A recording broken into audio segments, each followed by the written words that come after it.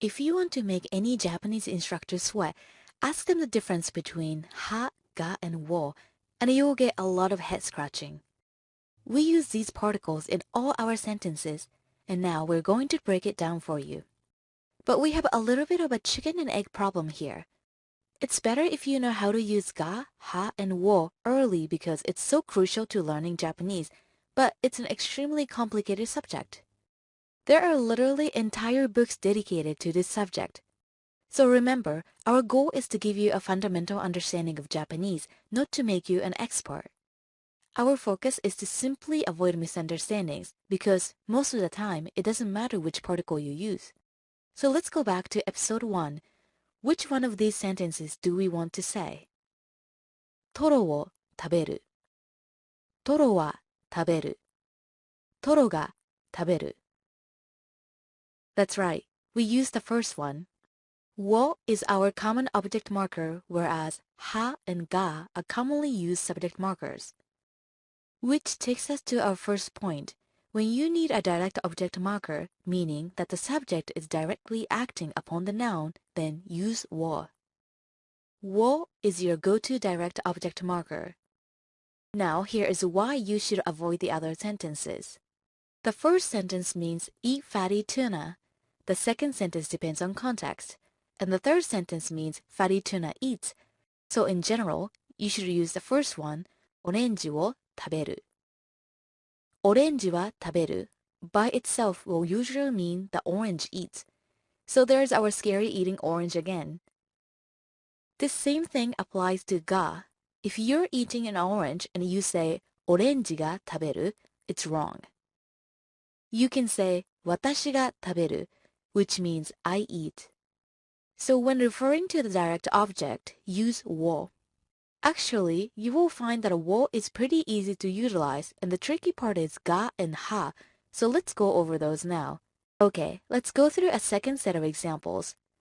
Now, we're going to go back to lesson 5 on existence. There is a cat. So which one of these sentences is not valid? 猫がいる。猫はいる。猫をいる。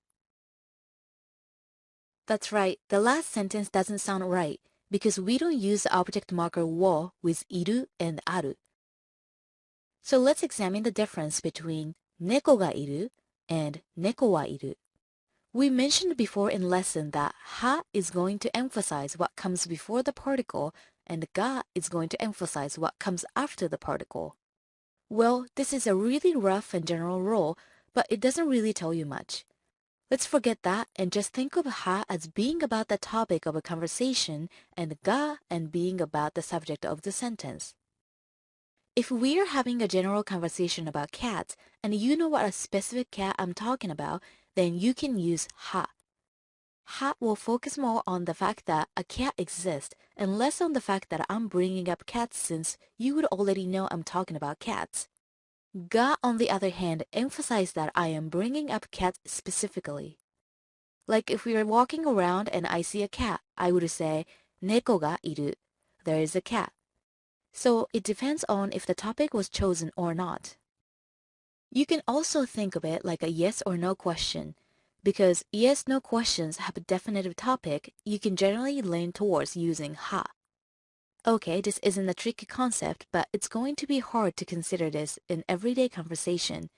It's okay because it's generally fine to mix it up in this context. However, our last point is going to be important so that you don't give people the wrong idea. Okay, let's start with this tricky example. Which one of these sentences do you want to tell the person you like that they have pretty eyes? 目は綺麗ですね。目が綺麗ですね。They look the same, don't they? Well, this is the one case where you have to be real careful. If you're not using ha as a broad conversational topic marker, then it is going to be conceived to be taken in contrast. So the first sentence, 目は綺麗ですね, doesn't actually stand by itself, but has an implied but. Here, you can be implying that they have pretty eyes, but that's because the rest of you is not. Well, that would be a really mean thing to say, wouldn't it? Ga does not imply contrast and it is usually used for comparison or for descriptions. So when you're describing somebody, like how pretty somebody's eyes are, ga is going to be preferred. And just to summarize, wo cannot be used because it's not the direct object. I know this seems a lot, but trust me, we are summarizing a lot of literature here to give you the basic idea. Keep working on the examples and looking out for real-world uses, and you will get this down in no time. Here are the rules one more time. When referring to the direct object, use wo. Ha is used when talking about the topic of a conversation and ga for the subject of the sentence. Ha is used for contrast and ga is used for describing things. Don't mix this up. Okay, let's end it with a quick quiz. Yuno-san wa imasu ka? Is Yuno there? Yuno-san ga imasu ka? Is Yuno there? Which is probably going to be correct? That's right. Yuno-san wa imasu ka? It's better because the subject is definitive and we know that because it's a yes or no question. In this case, we are on the subject of Yuno, which is me. But let's just say you're just making a general statement. Dare ka imasu ka? Is anybody there? Yuno ga imasu. Yuno is there.